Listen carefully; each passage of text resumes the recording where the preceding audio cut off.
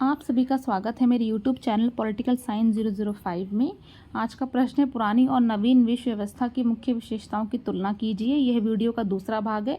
इसका पहला भाग मैंने अपलोड कर दिया है, जिसका लिंक मैं आपको डिस्क्रिप्शन बॉक्स में दे दूंगी, तो आप उस वीडियो को देख लीजिएगा। चैनल को सब्सक्राइब जरूर कर लीजिएगा और वीडियो को एक लाइक कर दीजिएगा। चलिए उत्तर को शुरू करते हैं। नवीन विश्व व्यवस्था आपको हेडिंग देनी है, ठीक है, ये हेडिंग देनी है आपको। नवीन विश्व व्यवस्था। नई विश्व व्यवस्था का प्रारंभ सन 1990 में हुआ, जिसे अमेरिका द्वारा घोषित किया गया। पहला बिंदु बनाना है आपको एक पक्षवाद। वर्चस्व का परिणाम एक पक्षवाद तथा भेदभाव पर आधारित शासन है। यह वर्चस्वशील के लिए सोचना स्वाभाविक है कि उसके हित सर्वोपरि हैं तथा यह समस्त संसार के हित भी हैं। अमेरिका के अनेक कार्य इस नई भूमिका को दर्शाते हैं। आगे देखेंगे, 1997 के पक्ष में विश्वव्यापी आम सहमति थी, फिर भी अमेरिका ने इस पर्यावरण संरक्षण समझौते की ओर को अस्वीकार कर दिया। इस समझौते में एक समय सारणी थी, जिसके अनुसार रासायनिक गैसों को नियंत्रित करके भूमंडलीय तापकण को, यानी कि किसे, ग्लोबल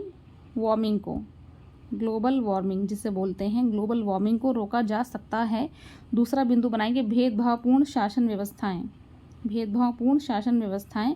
इस कार्य में अमेरिका की सहायता करने वाले प्रमुख उपकरण हैं अंतर्राष्ट्रीय मुद्रा कोष IMF, विश्व बैंक तथा विश्व व्यापार संगठन। मुद्रा कोष के माध्यम से तृतीय विश्व के देशों को इस बात के लिए मना लिया जाता है कि वह ऐसे संरचनात्मक सुधार करें जो कि उदारीकरण, निजीकरण तथा मुक्त व्यापार के समर्थक हों।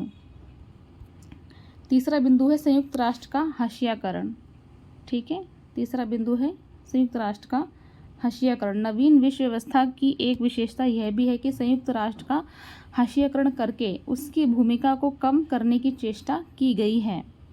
संयुक्त राष्ट्र अब केवल संयुक्त राज्य अमेरिका की विदेशी नीति का एक उपकरण बनकर रह गया है।